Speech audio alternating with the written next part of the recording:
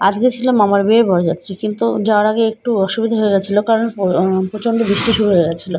সবাই রেডি হয়ে আর কি বেরোতে পারেনি। আর এই যে মামা গাড়ি থেকে নামাটা, সেটা ভিডিও করা হয়নি। আর মামা যেহেতু রোগা পাতলা, সেই জন্য মামাকে সহজেই এরা কোলে তুলে নিয়েছিল। যাই হোক, বরকে তো কোলে নিতেই হয়, সেটা আমাদের নিয়ম। কিন্তু আমাদের পৌঁছানোর একটু দেরি হয়ে গেছিলো, প্রায় 10:30 11টা বেজে গেছিলো। আর যদিও আমরা রেডি হয়েছিলাম 8টার সময়, কিন্তু অসুবিধা হয়নি, লগ্ন যেহেতু তোমার রাত্রি 1টা পর্যন্ত ছিল।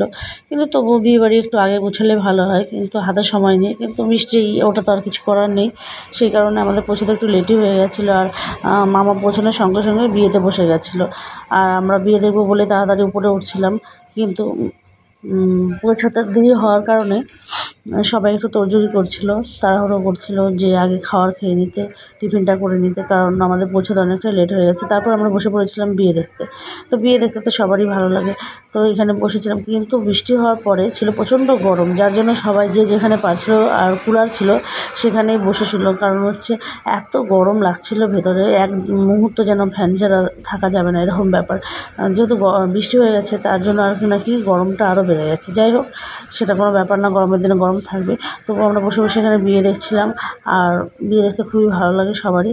তার মধ্যে সবাই বলছিল খাওয়া দাওয়া করে নিতে, কিন্তু আমরা খাওয়া দাওয়া করতে একটু পরেই গেছিলাম, আগে বিয়েটা দেখছিলাম। তার জন্য এখানে সবাই বসে পড়েছিলাম বিয়ে দেখতে। আর কি বলবো, এতটাই গরম ছিল যেন আর কি এনার্জিও পাচ্ছিলাম না যে কুলারটা সামনে থেকে উঠে যাব বিয়ে দেখার জন্য। কারণ তার সামনে বসে থাকতে খুব ভালো লাগছিলো, হাওয়া লাগছিলো। যাই হোক, তারপরে শুরু হয়ে গেছিলো বিয়ে।